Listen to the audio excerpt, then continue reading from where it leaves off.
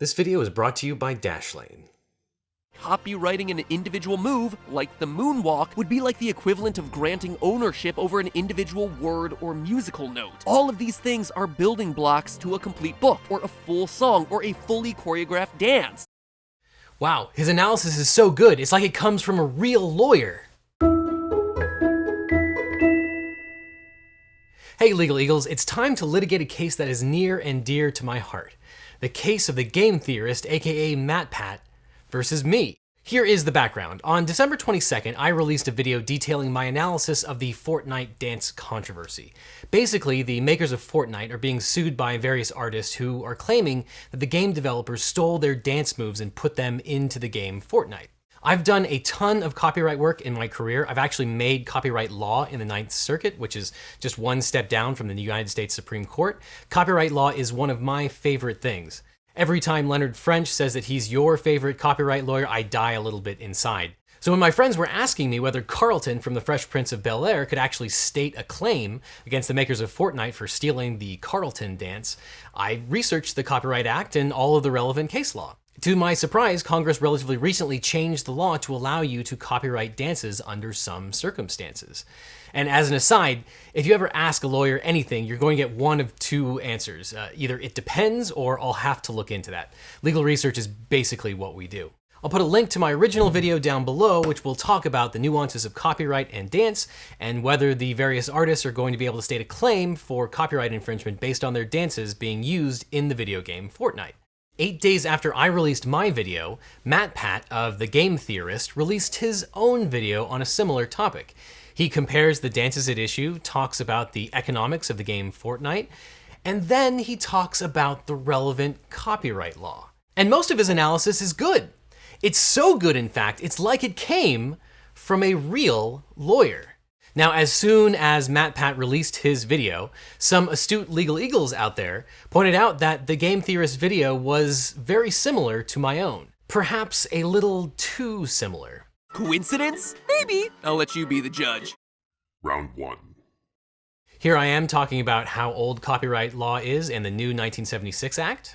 Being able to copyright dances is a relatively recent development, which was codified in 1976 when Congress changed the Copyright Act to include choreography and pantomime to the list of things that you could actually copyright. But dance and copyright law, despite dance being around since the caveman first discovered that they could twerk, have a shockingly new relationship, with choreography only being able to be copyrighted as recently as 1976. Round 2. Here I am talking about the social dance exception to the copyrightability of dances. So one last thing I need to tell you as it regards copyright of dances and choreography, which is that when the House passed the 1976 Copyright Act, it issued a report along with the act itself to clarify some of the changes that it made. And in that House report, Congress specified that choreographic works do not include social dance steps and simple routines. I think that Congress intended to create a differentiation between a large choreographed work and just a social dance like the waltz. Maybe the Macarena would qualify as well. After all, we don't want copyright law to allow artists to sue anyone performing their dance moves in public. If you allow copyright over a social dance, like say the Macarena or the Electric Slide, then every wedding dance video ever produced and uploaded would be subject to copyright claiming. And no one should be profiting off my best friend's cringy dance moves at my wedding but me. Round 3. Here I am talking about how uncopyrightable parts make up the whole of a work. A song is always going to be made up of non-copyrightable notes to form a melody, so just because there are constituent parts that might not be copyrightable, sometimes when you add those things together, you can create an individual work that is original on its own, or sometimes they qualify as a compilation. Copywriting an individual move, like the moonwalk, would be like the equivalent of granting ownership over an individual word or musical note. All of these things are building blocks to a complete book, or a full song, or a fully choreographed dance. Final round. So given that this is a matter of first impression where the courts really haven't weighed in on what constitutes copyright infringement in the context of a dance or a choreography, who's going to win these lawsuits? Since dances became copyrightable in 1976, no one has actually made the court define what constitutes a social dance, so the law is a bit overdue on that front. Of course, not all of MatPat's analysis is correct. For example, in his video, MatPat doesn't quote from the actual Copyright Act, he actually quotes from Circular 52, which is a publication put out by the Copyright Office. It's not the law, it's just a helpful guide for lay people. I should really start considering billing by the hour. Finish him.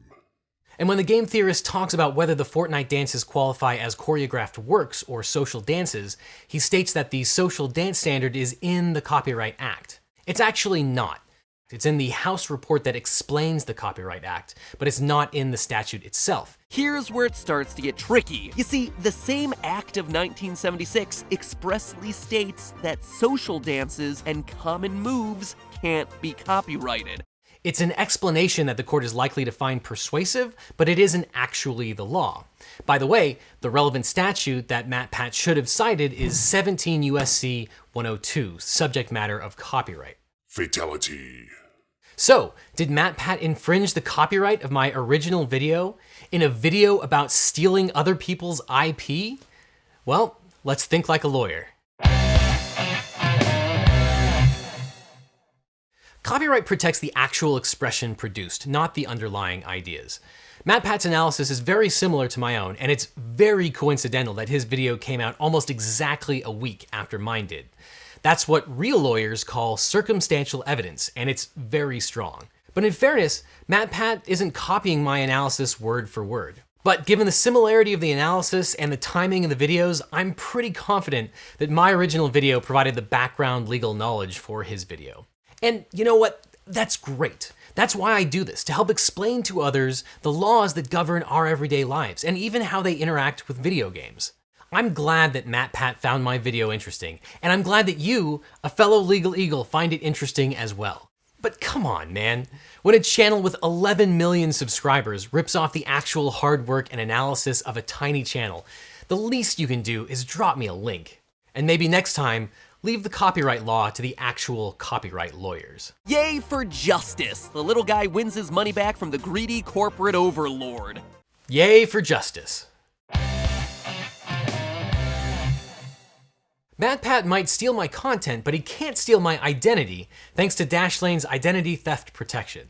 Dashlane protects your identity across the internet by providing a tool that generates strong passwords and stores and autofills them securely everywhere on the internet, seamlessly across all of your devices.